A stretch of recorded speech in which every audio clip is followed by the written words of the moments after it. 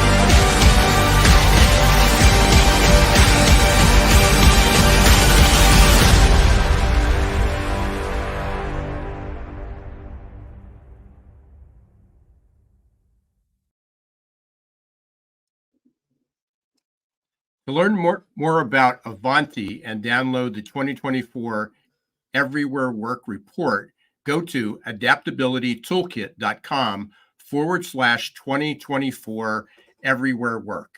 You can check the show notes too for the link and other resources. Now it's time to bring on our guests, Miriam Schmidberger and Rory Vandermeer.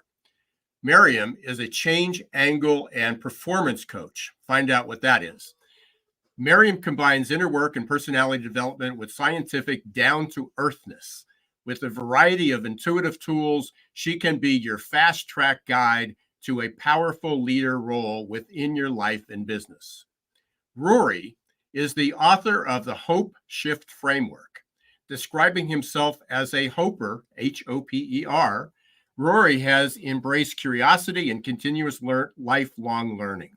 He's a multi-talent professional who seamlessly integrates his skills as a psychologist, coach, project, and change manager to translate strategic goals into practical, real-world outcomes. Let's welcome Rory and Miriam to the stage. Hello. Hey, guys. Hello, Ira. Hi, Miriam. Hey, welcome. We've got a lot of points of the world covered today. Ireland, South Africa, and the U.S. So terrific. Let's start with you, Miriam. Kind of give a little bit of background. One is explain what a change angle coach is, but talk about a little bit of how you got into adaptability. I actually got into it by realizing that being adaptable makes you comfortable in most of the situations that you can face in life. And by this, I really dived into this, how to become adaptable. What does it really mean? How does it change my life? How does it change my role and my work environment? How does it change leadership? And I actually came from 3 different angles. The first was trauma release, because I realized what makes me unadaptable is, and all the people around me, if you stumble upon a trauma point that you are not aware of, that's like hidden deep inside you, you have like certain patterns that have to run. And when you release this trauma and transform this back into its natural state, then you're free from this pattern. And after that, I realized, okay, you can come from another side as well. You can work with habits, and you can like change, like with tiny tweaks, you can change certain habits and certain patterns and start to be more adaptable without like being so trauma driven. And then the last point that came into it was the connection between ancient wisdom and modern science. Because most of what we now like scientifically prove is already there in those ancient texts we have available. And this together like forms my framework to bring adaptability in very individual ways into the lives of my clients and my personal life as well. And what is a change angle coach? Actually, I'm toying around with how to describe myself, since it's so broad at the one side and so specific on the other side. It is helping you to embrace change in a way that you can see that every change brings you growth presence and makes your life easier when you embrace this as a growth opportunity, like a growth accelerator. So yeah, that's basically a work in progress. So like yes. all of us. Yeah. I think if I would have a very, very long list if I had all the titles that describe me for my 40 years of a career. So I understand completely. Rory, same question to you, but also then you described yourself as a hoper. So. Yeah, that really originated during lockdown, which was the South African response to the COVID pandemic. We went into what they call a hard lockdown. I think other countries were in shelter in place. I think perhaps New Zealand was the other country that was as bad as South Africa, but we were literally zoned into your home, and during that time, only essential services were allowed out on the street. So that time I was on a contract just before that, which was terminated literally a week before. So I went into that lockdown without work. And a week into lockdown, in fact, just before lockdown, we had, Miriam, your point, we had a trauma where my son's girlfriend suddenly discovered she had some worrying lumps over here, and she needed to go in for emergency surgery at 21 for a thyroid operation. Now, her parents were involved in the environment of essential services in terms of, looking for old age folks, doing field hospitals.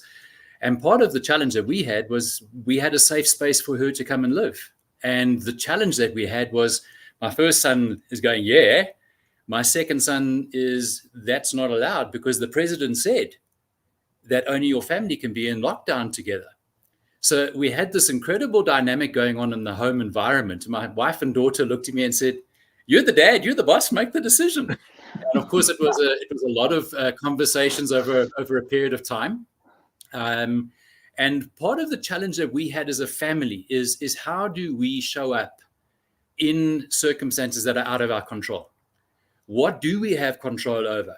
And it was around that time that I started doing some deep dive research into what got me through lockdown was a sense of, I was on that spiral. I could see the depression, the stress, the anxiety, the overwhelm, and I booked myself in through therapy on medication, diagnosed with depression, stress, anxiety, and all those good things, and worked through that. And part of it was what can pull me through and out the other side. And that was the sense of let's move towards what can be better.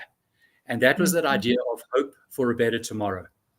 And part of that for me was it's aspirational. So hope is not a dream. It's not a toxic positivity. It's based on some solid research that's come out of positive psychology.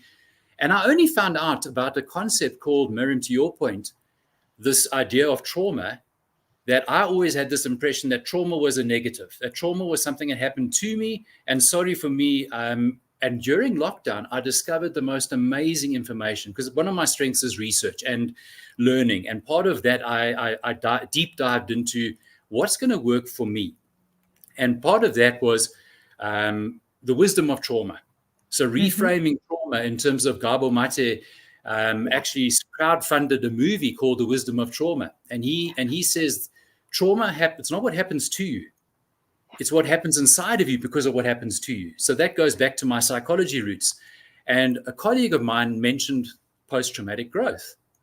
And suddenly I was like curious because I hadn't heard of post-traumatic growth, but as I started exploring it, it suddenly made an amazing amount of sense based on my psychology, which I didn't even know. So I've now kind of put myself into making post-traumatic growth and adaptability and hope, because the choice for hope is probably one of the most profound choices that we can make. Rory, that's so powerful. And there's a million thoughts going through my head. I had to think when you stopped. I was like, okay, I got to figure out which one I want to go after. And we'll come to you in a second, Miriam, to get that response. But a few months ago, we had, or in fact, last year, you talked about positive psychology. So the father of positive psychology, positivity is Marty Seligman. Yeah. He published a new book with Gabriella Kellerman-Rosen, and it was called Tomorrow Mind. It's a really excellent book. We have the good fortune of being able to interview her last September, I believe. So it's hard to believe. It's almost 7 months or so ago. And she talked about that, but they talk about that not only in the book, but in a lot of their research. Most of us are familiar with PTSD, which is post-traumatic stress syndrome. That's the negative side, but they talk about post-traumatic growth syndrome, which is exactly what you talk about. what both of you shared. And part of that is that they did these massive studies. I mean, we're talking tens of thousands of veterans who were in Afghanistan and Iraq and Iran and then over the years to be able to identify, why do some people come out of those horrific, catastrophic situations and ongoing now? I mean, hopefully 10 or 20 years from now, we can learn a lot about what's going on in Gaza and Ukraine and other places in the world. How some people will come out of that hopefully for the better, but other people will be worse. And how do we capture that magic? And I think that's what we're here today to talk about, that adaptability. We're all looking for those cues, and we don't have to go that deep into it. But what attracted me to the AQAI group, and especially the AQAI, was really the model which was the ACE model, which was abilities, character, and environment. Because so often, just as we're talking here, is how can individuals get better at adaptability? But you can't do it alone. That's right. There's an environmental aspect to that. And obviously the COVID, the pandemic and other environments are really terrible. How are the people that survive and sometimes thrive in those environments? What was the makeup? And so that's where I love that kind of model going there.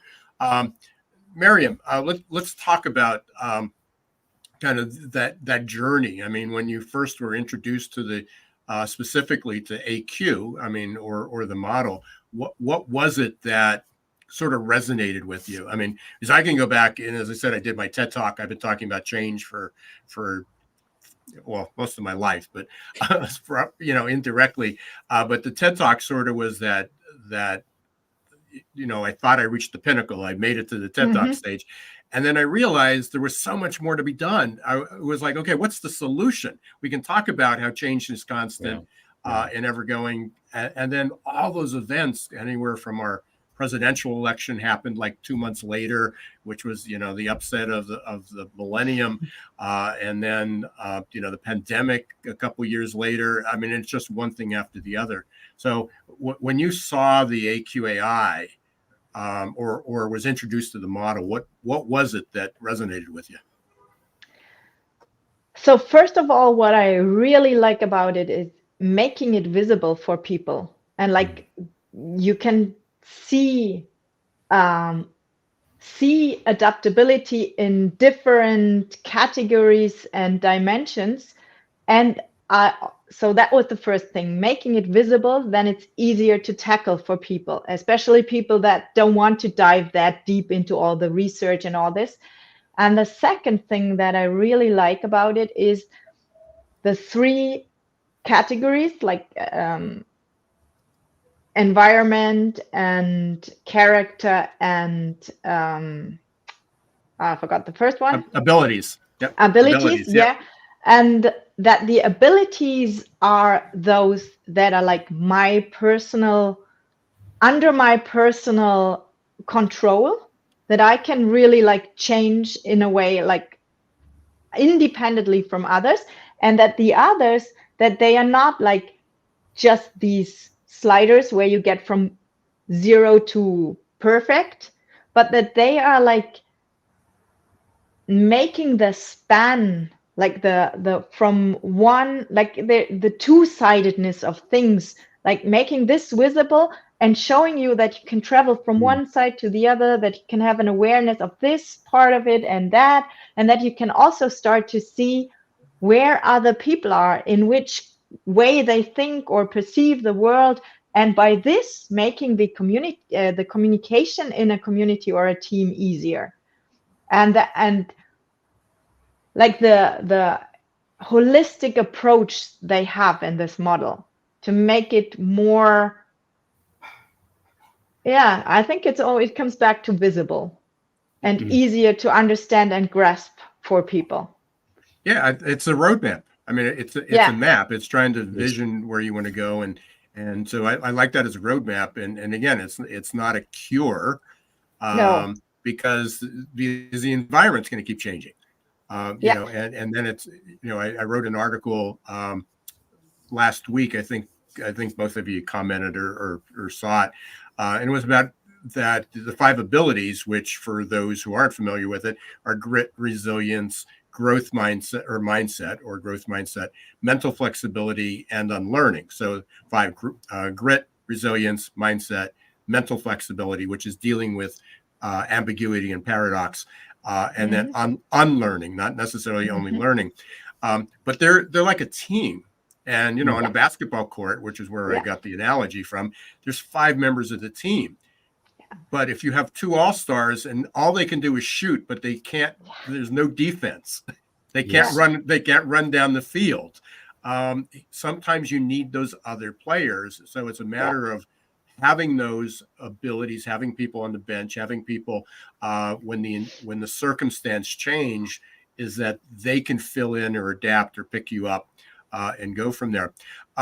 But there was an overriding question. And you started out when I first kind of invited you on, Miriam. And I'm going to throw this out to both of you. Why does it seem so hard for people to adjust, to make change? We talk about it, we do it, and I know that's we can be here for the next 4.5 hours or 4.5 months or 4.5 years probably talking about that question. But why does it seem? Why is it so hard, even for us, to make those changes? So what we found with ourselves and our clients is the fear of the unknown. Whenever you start to change something, you don't know what it will be when it's changed. And what we also discovered is that most of us tend to stay more comfortable in a discomfort that's not too painful, instead of facing the unknown, since the unknown seems so dangerous. That's why it kind of boiled down in our work. Yeah. Rory, what's your take? What do you think? Yeah, I agree with everything that's been said. Certainly the sense for me is that, again, I'm going to put it into a context. The AQ assessment and adaptability, as we're talking about at workplaces, now those have also shifted. So even the dynamics of where we used to work and how we used to, I would always say the analogy I had is that I got into my car and I drove to work. So I was at home and then I went to work. It was a physical space and place. Mm-hmm. And during lockdown, the world changed. You now were working from home was the one expression, or you now talk to us, Ira, you're now working from anywhere. But actually we were living at work. That was the complete shift. So another paradox that we've had to grapple with is, think about during lockdown, I know in South Africa specifically, we talked around social distancing as a way of preventing the spread. Now, they would tell us, you need to cough like this, and you need to keep yourself a distance of 1.5 meters. That's not social distancing. They used the wrong language.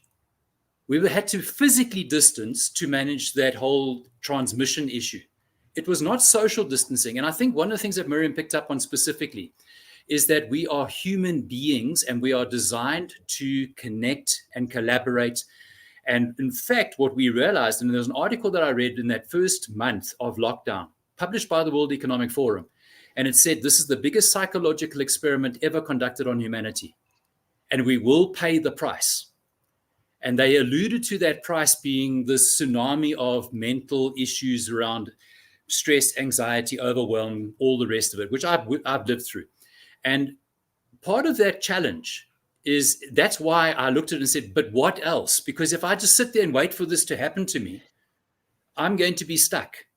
I'm going to be in that uncomfortable space that Miriam alluded to, but I don't know, it's unknown. I don't know how to get out. I don't know that I've got the effort or the energy or the drive or somebody pulling me out. And my default is I'm an extrovert.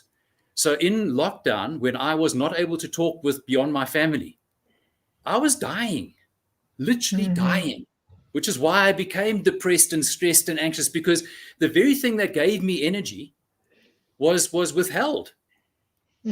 So I found a way to cope, and part of that coping is this. My passion point now is, how do we now get people to understand that we are all cumulatively, collectively traumatized? It's not something we wanted. It's not something we asked for. It is just the nature of how we are as human beings in this world. So the issue is, what are you going to do about that? And part of that, how are you going to manage that? For me, the reason I decided to get more involved, this is the only instrument that I found in the world that sees hope positively in a context of adaptability, in terms of what can yet be and become and unfold forward.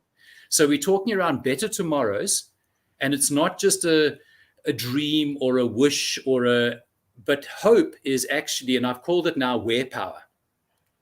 So for me, Ira, I love your 5. And in fact, I've kind of added on to yours, and I call it South Africa's just won the World Cup rugby, for those that aren't aware, but we're great rugby players, and we've just won for the 4th time. And we invented something new between the coach and the team selection and the captain. They created this concept, Ira, your bench. They call it the bomb squad. So we have a collective 15 players on the field at any one point in time. And of those, you're allowed to have 23 total. So you have on the bench. And in that, always it's been, you have to have some forwards and some backs, some defenders and some attackers. And South Africa went into the World Cup, and each game that they played at each stage, they did something radically different. They specifically, for example, they went in with initially a 4-4 kind of, then it went to 5-3, then it was a 6-2, and people were going, you can't do that. And eventually they went to the final on a 7-1 split. It's never, ever been done in the world before, but we won the World Cup by 1 point. And that's what I keep looking at in terms of, we need to be looking for examples of people that are breaking the mold, or teams that are breaking the mold, because you're not going to be adaptable alone. It's a team sport. Leadership is a team sport, and workplaces are team environments. And for me, that was I want to add onto your post around the bomb squad on the bench. Yeah, thank you. And just for the reference, I mean, in the U.S., we just had the women's NCAA finals, and it was South Carolina and Iowa, and there were multiple stars, and women's basketball just took a kind of a huge leap forward of what it means. The enthusiasm was one of the most watched events. But it was interesting because where that analogy came through is not only were there 5 abilities and there were 5 players, but South Carolina, when the 5 starters were on the court, the game was really, really close. And the score, the lead shifted multiple times. And at half, it was tied. And then they came back. And as long as the 5 starters were on the field or on the court, the game was good, except they get tired. And they went to the bench and they started to replace some of the people. The problem is Iowa's bench scored 0 points the entire game. South Carolina scored 37 points off the bench. Wow. Which it just says, and again, how do we relate this to how I relate it to AQ? Is I hear so often people say, well, how did you get through? I've got 30 years experience. You don't understand how tough my life was. And they describe how gritty and resilient they are. Yes. Except eventually that gets tired. Eventually you have to change direction and change course. And where people get burnt out is, I'm going to keep going because I'm not a quitter, and I get knocked down. You don't know how many times I got knocked down and how miserable my life was, but I always bounce back, and they keep plugging away. And that's that hard work, that ethic, that Protestant work ethic. It's what we claim to be in the past, what got people through, and it was valid, and we still need it. But eventually you need some supporting teams, some supporting members, and you need to stop and catch your breath.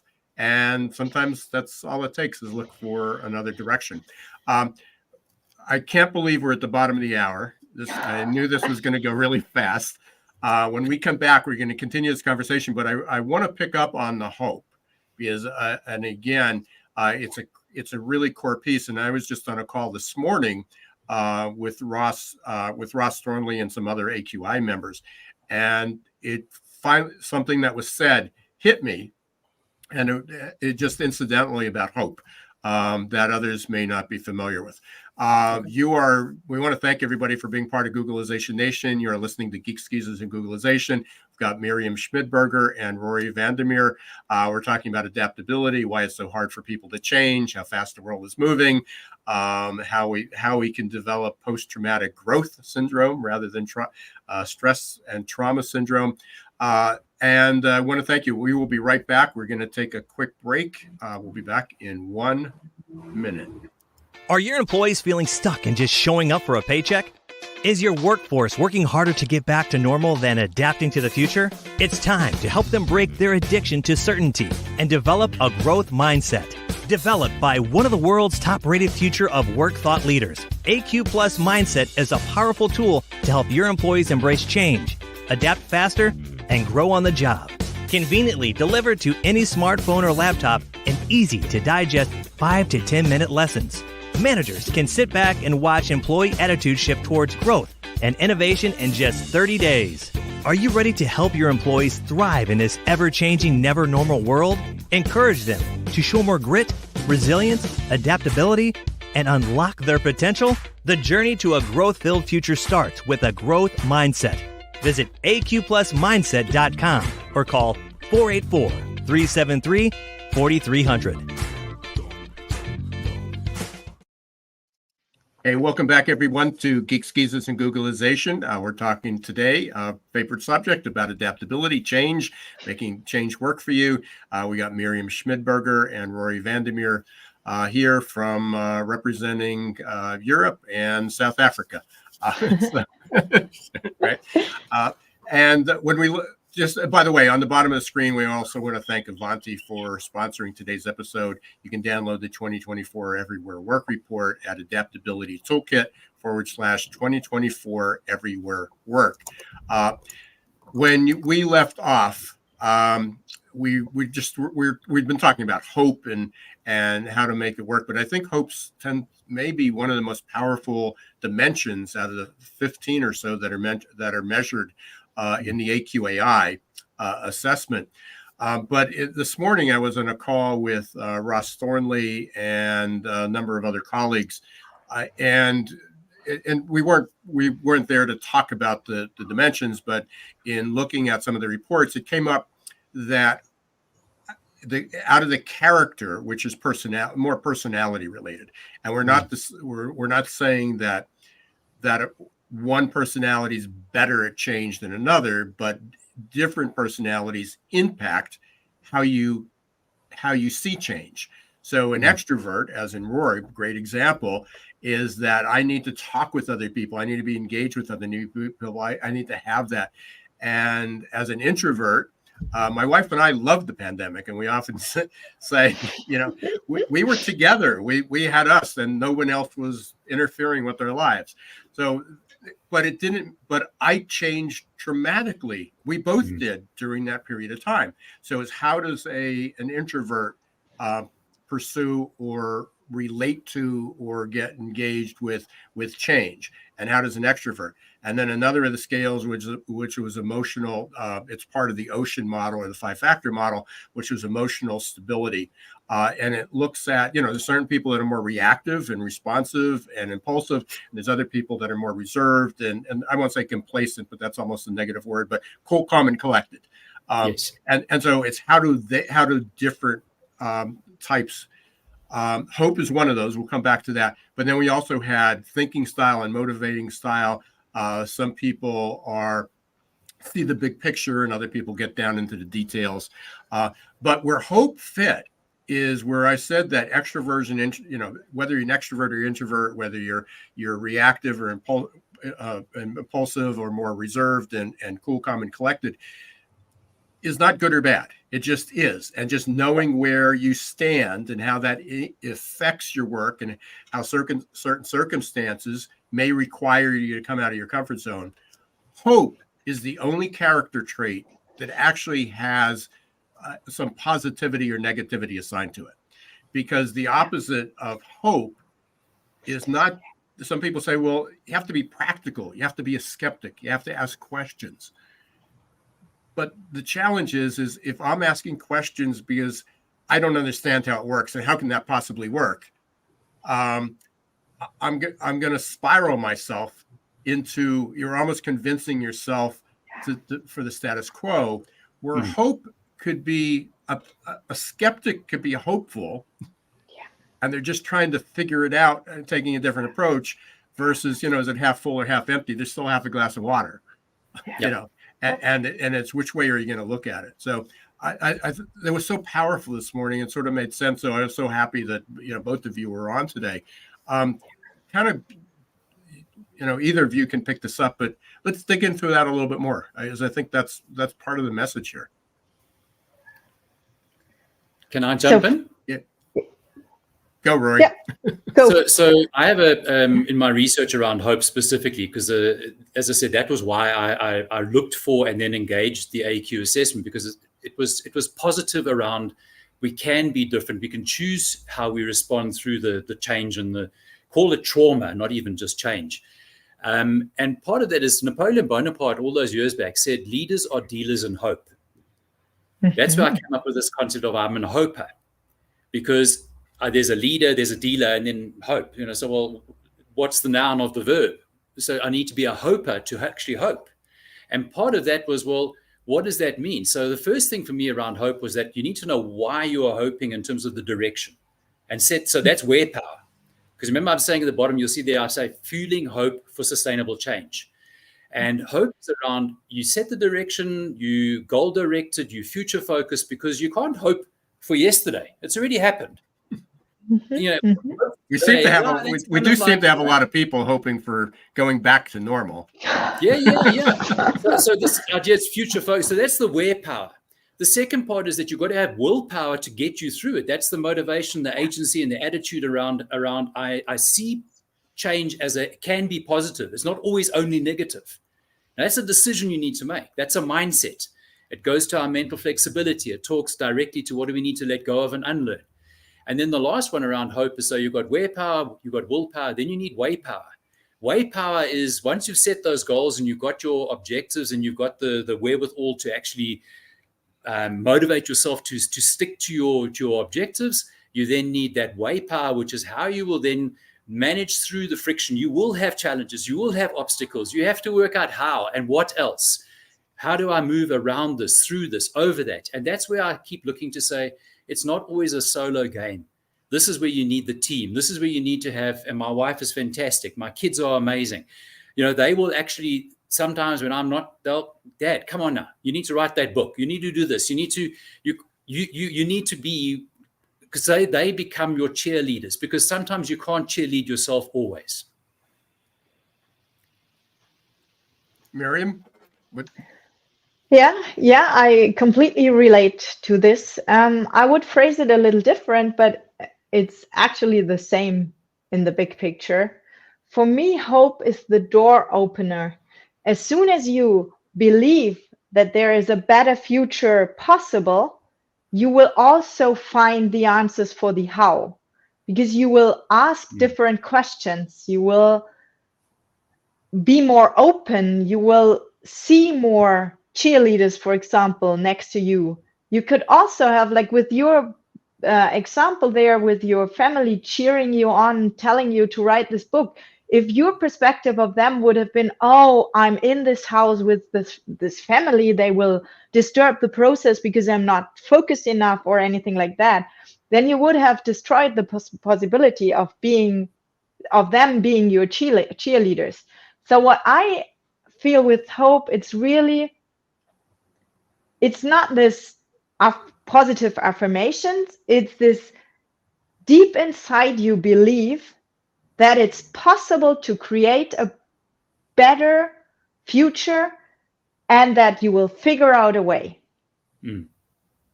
Yeah, and just for those who are listening and not familiar, hopefully that's our goal, all three of us, is to help create awareness for, of not necessarily that everybody needs to have IQ. It's like saying, well, everybody needs to improve their IQ or EQ. With AQ, is that part of that is how do you do that?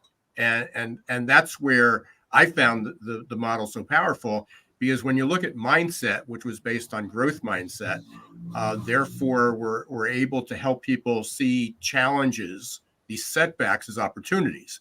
You know, Yes. I had a student yesterday who came up to me, and his grade is literally 99.67. Wow. And there was one and it was a final project, and he wanted to make sure that he did a good job. And I certainly appreciate that. I mean, that was what you want. But he said, I really wasn't happy that I lost 2 points on this one particular assignment. And he said, can I review that and maybe make up those 2 points? I said, you know, this is totally insignificant. It's almost perfect. Yeah. And yet he was stuck on that. And the only value I can say was I appreciate that he wanted to improve and learn from his mistake or failure. He thought it was like, you know, we talked about failure so much in innovation and entrepreneurship, but it really was focused on the wrong, you know, the wrong thing that people get stuck in that. But the hope message is incredible. I mean, and I know we talk about that with burnout. You know, the Surgeon General in the U.S. declared burnout a national epidemic. World Health Association it's now classified as a mental illness, as a form of mental illness and an epidemic. You know, the numbers are just catastrophic where we're headed. And part of it is people just don't feel hopeful. And you, Rory, you were talking about your elections. We're talking about our elections, and there's so many people that just want to go back because they see no hope. Yeah. Mm-hmm. Yeah. We are. I don't know how we got here, but we're almost at the end. I mean, we try to keep these within about 40 to 45 minutes. And always at the end, it's like, okay, now there's like, I got 10 more questions to ask. So we'll keep this conversation going. Hopefully you guys will come back and we'll continue this both within the community, but on Geeks, Geezers, and Googleization. Before we get to how people can reach out, I'd like to do our lightning round. And what our lightning round is just to get to know each of you a little bit more personally. Miriam, let's start with you. So my first question is who's your go-to song? What's a go-to song? What's a go-to band that you listen to? So I have several depending on my mood. So one is actually when something is bugging me. It's a German band. It's called Böse Onkels. That means in English something like angry uncles. And they are quite old already, and the text, so they sing or play in quite a hard rock aggressive mode, but the texts they sing are really deep. So you get this anger out, and at the same time you get like wise words inside you, and by this it starts the process of already like going through whatever is bugging me at the moment. And then I actually can't remember her name. It's a song about stepping out and showing yourself being vulnerable. And that's the other one when I kind of need a bit of courage to really step out and show myself. That's the other one. Well, I guarantee you, out of close to 400 shows, we've never had your band mentioned. So, our musician, Rory, who do you go to? So, Lightning Seeds is a really cool band for me, and I guess my kids would and my family would tell. I have to say I like classical music. Yeah, excellent, good. Let's. I'll start with. I'm going to give this question to you, Rory. If there was someone, future or past or present, obviously you don't know future, but a past or present that you could have an opportunity to sit down and go to dinner with, who would it be? Probably two people, if I could take both of them to dinner, and they are our Nobel Peace Prize laureates from South Africa, Nelson Mandela on the one side. And on my LinkedIn profile, you see I quote him. I said, he talks around, may your choices reflect your hopes and not your fears. And the other one would be the other Nobel Peace Prize laureate for me, Desmond Tutu, because he says, let's stop pulling the people out of the river. Let's go upstream and find out why they're falling in. Yeah, that's true. Miriam, what about you? I actually have two as well.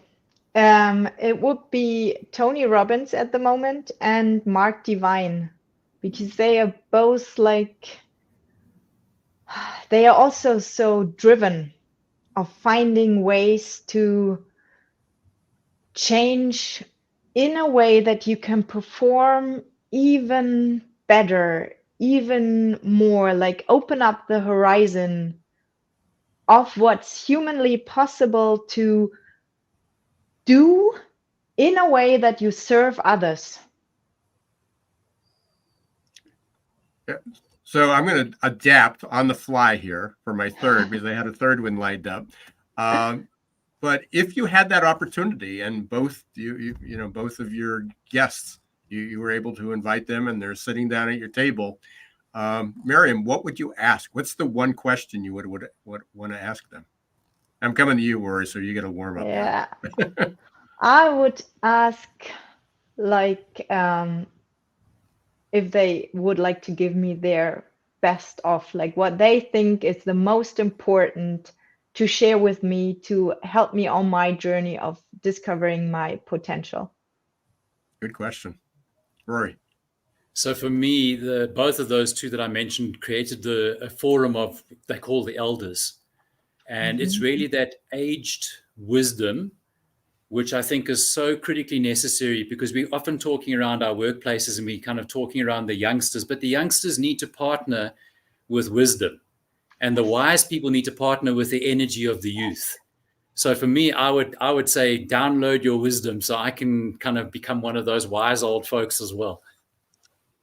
Rory, I've got your website scrolling across the bottom of the screen. For those who are listening, it's engagementdynamics.com.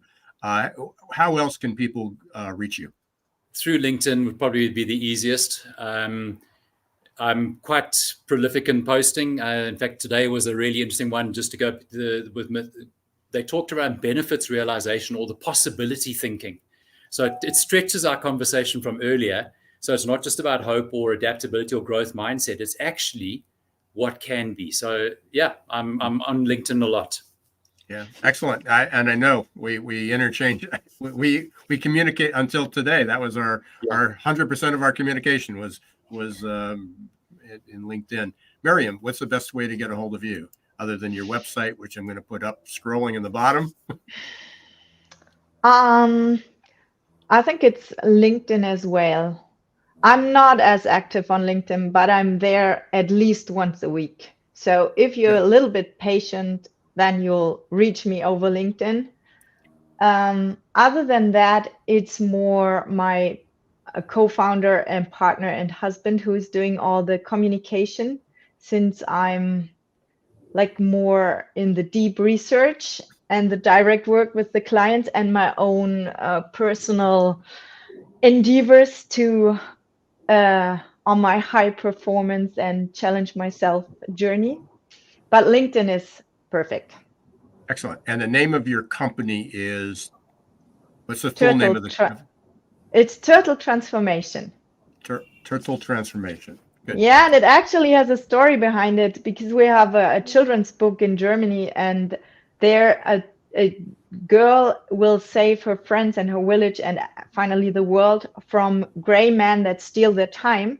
And a helper, a wise helper, is the old turtle from the time guardian.